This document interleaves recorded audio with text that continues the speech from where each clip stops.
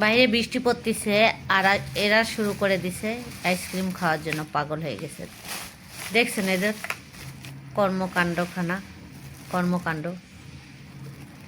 বাইরে বৃষ্টি পড়তেছে আর এরা কি করতেছে দেখেন, কাজকর্ম দেখেন এদের।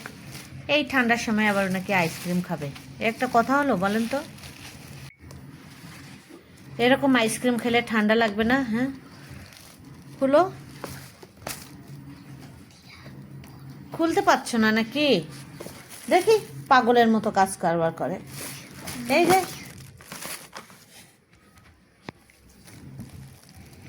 কে কে পছন্দ করেন আইসক্রিম খেতে?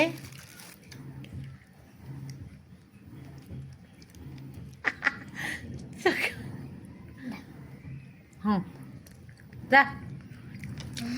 হুম হুম